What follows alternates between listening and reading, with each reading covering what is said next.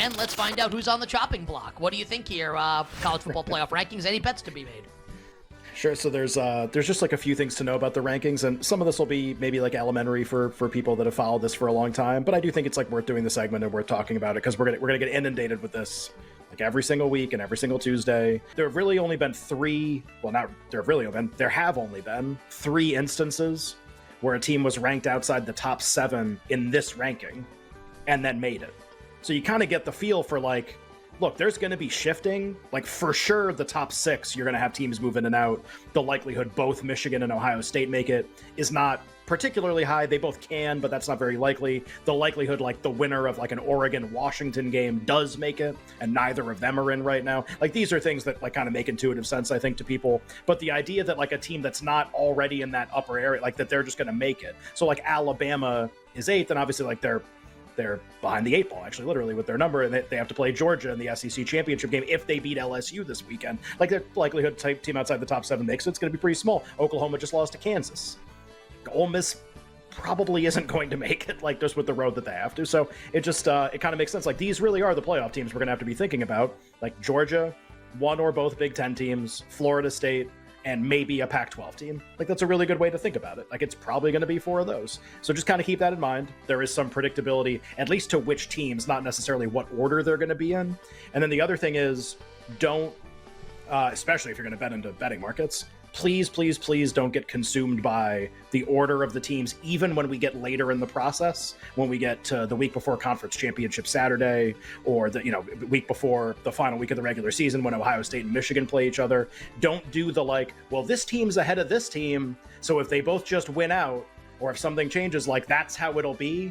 The committee has proven time and time again that each of the ratings are independent and are not driven by what the previous week's rating was, and they will make up a new rationale as they see fit to leapfrog one team over the other. We've seen it many times going back. So just, for example, I guess these teams are going to play each other. I was going to say, like, Washington and Oregon.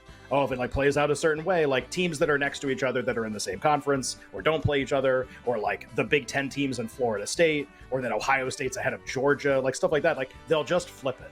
They don't care at all, and they'll make up a reason for flipping it, and then they'll tell you the new reason, and it'll contradict the thing they said the week before. And so, like, there's just nothing. The order is irrelevant, but I do think it's interesting to point out there is actually a lot of predictability to being in the top 6 right now, being in the top 7, and this won't be like the exact 4 that we get, but these will likely be like the 6-7 teams we have to consider. And you can start thinking about, like, matchups and what you want to do or whatever. I've been very vocal that I still like Michigan, as long as they don't get suspended for any of these games at the end of the season. As Connor Stalions videos come out of him doing more and more ridiculous things, we'll see. But it just, a couple things to keep in mind as we go forward on the playoff rankings. So a lot of fun things to talk about with this game, but at the same time, like, not a ton of market movement. Kind of having the same conversation we would have had yesterday in terms of the side and total. What's your best guess as to why we haven't seen, like, more of a move? And it can be a guess, and that's okay. Because Josh McDaniels is the worst coach of all time, so any warm body represents the same thing.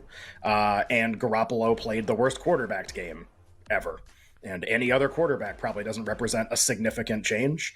I'm going to guess that's, like, how it's being interpreted. That would be my guess. The McDaniels part, I think you can say very confidently. Like, you're going to replace him with someone else and people are going to be like, no, the Raiders are worse.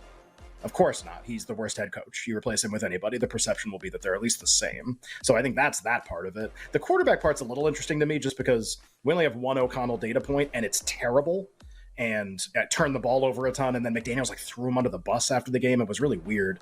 And then, like, okay, that doesn't mean O'Connell can't be way better. He might be way better. Just that, like, I would have thought our one, like, image of him was so negative that Garoppolo to him would have been viewed as, like, a big difference. But it's not. It's not being viewed that way. Not if Jimmy's going to play like he did, obviously, on Monday True. night.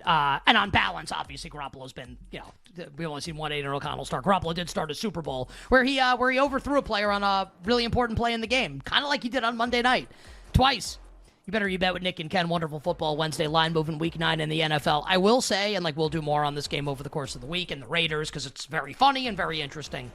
I said yesterday on the show that I liked the Giants in the game. Josh McDaniels, dead team walking, Giants getting guys back, Daniel Jones back. I think the Giants might be better. All over the Giants.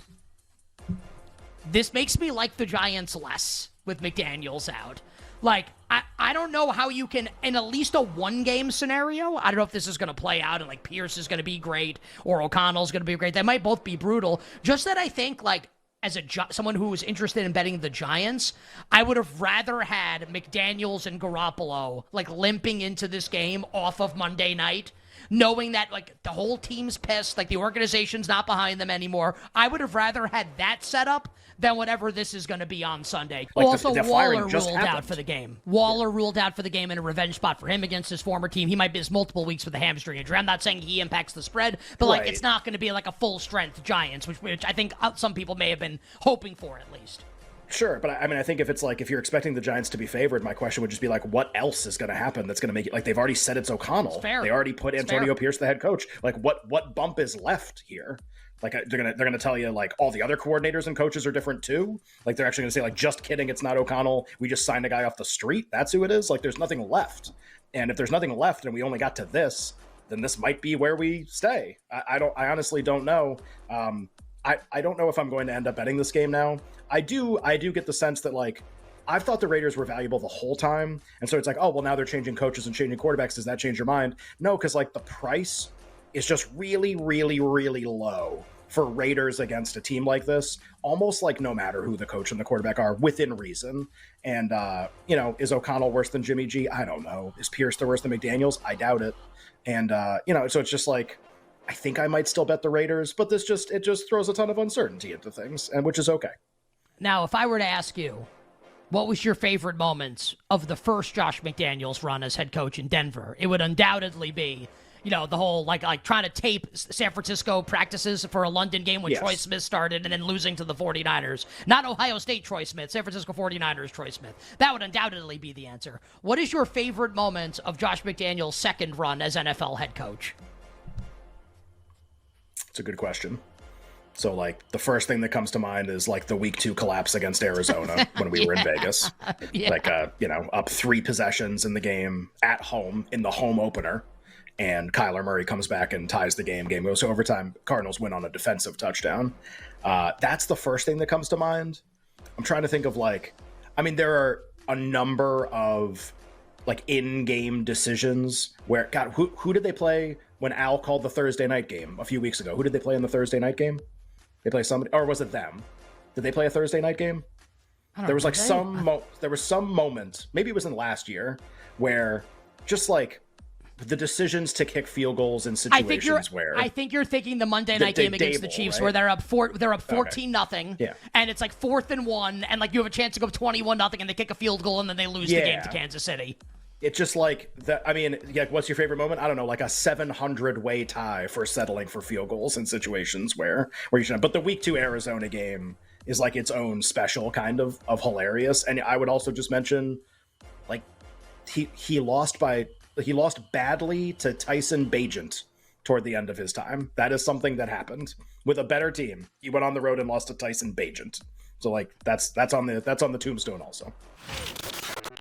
Huge game, playoff implications, MVP implications, 1 seed, everything. So naturally the game's in Germany. Chiefs 1.5 against Miami. What are we looking at here? So I don't really want to dumb this down. I hate doing stuff like this. The Miami money this morning comes like this positive injury report for them in Germany. Players potentially back in the secondary. Jalen Ramsey another week healthier. But Ken, you talk about this all the time.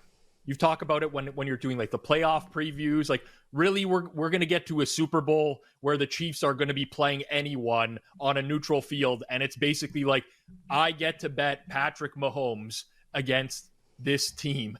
And how is that not appealing? Like, last week, flu game, whatever the travel is, a lot of people are putting the stock into the fact that they had to go to Denver in altitude, and now they got to go to Germany, and there's a big travel schedule. It's like, guess what? I could take the best quarterback in the league by a mile at a near pick'em price. I don't care who Miami's getting back. We've seen the Miami steps up in class this year, and it's not apples to apples because, this Kansas City defense is a little bit different in how it's constructed to Buffalo and Philadelphia. Those teams can generate pressure by rushing 4 consistently. The Chiefs do blitz a lot more than that. But at the end of the day, I'm just looking at the game. It's not a substantial edge for me by any means, like slight lean to the Chiefs. It's like, I kind of just got to bet Kansas City in this spot because I get Mahomes to win a game. And guess what? I think that's a very favorable position to be in the long run. Tough to disagree. I'm going to end up with the Chiefs ticket, I think, also. And I might bet the under also. And may God have mercy on my soul if that's going to be the case. All right, so tell us why you like either the Colts or the Panthers this weekend. Well, you're going to say, what is your favorite bet on the board? And I was going to say, it's the Panthers for the second week in a row. Because the Panthers are home underdogs. And Frank Reich, the coach of the Panthers, say whatever you want about him, turned over play calling duties. Panthers offense looked better. Panthers defense showed up. They didn't trade anybody at the deadline. So I think Ken pointed out, like, the Saints might win the division at 8-9. Like, I wouldn't rule out the Panthers winning the division at like 7-10. It's unlikely, but it's not impossible. And more importantly, Frank Reich it is a Frank Reich revenge game. He's getting to go against the team and the organization that fired him mid-season last year for Jeff Saturday. That'd be like if Rich Eisen got to play a tennis match against Nick because Rich Eisen got fired from NFL Network and they replaced him with Costos. Like, you got replaced by Jeff Saturday. Do you know how tough that is? By the way, I will just throw it out there that Rich Eisen and I worked together on the Westwood One NFL pregame show, so we are hashtag contemporaries and hashtag Play some coworkers. tennis. You and Rich, just a little back and forth, a little volley. I don't know. I feel like I might be able to run a 40 faster than him, but I'm not 100% sure. But Will, you were saying you like the Panthers on Sunday. I like the Panthers also. I was walking in here and I was like, what would be replacing, like, how would you feel as like a professional, like being replaced by Jeff Saturday? Like, you just like, I was like, who can I insult this? I was like, oh, I'll just insult Nick. And just like, think of the what media personality comes to mind? I don't know, Rich Eisen. Like, just like drag Nick via Rich Eisen and Jeff. I mean, by the way, happy 20th birthday, NFL Network. Also, you're fired. Here's Costos on Total Access. Yeah, it's like, I know Costos is actually, Rich, here's a one-way ticket back from Germany. Nick is coming over to do the analysis for the Dolphins and the Chiefs. But in all seriousness, yes. Yeah, there you go. In all seriousness, Jeff Saturday's only win was against Josh McDaniels. Like, Frank Reich should want to jam it to the Colts, and I think that they'll figure out a way to do it with that defense and Bryce Young playing a little better, the play calling looking a little. It'll be a close game, but I think they'll find a way to win.